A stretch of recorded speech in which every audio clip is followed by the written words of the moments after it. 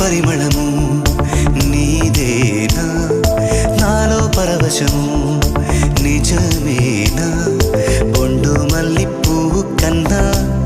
తేలికగు నీ సోకు రెండు కళ్ళు మూసుకున్నా లాగు మరి నీ వైపు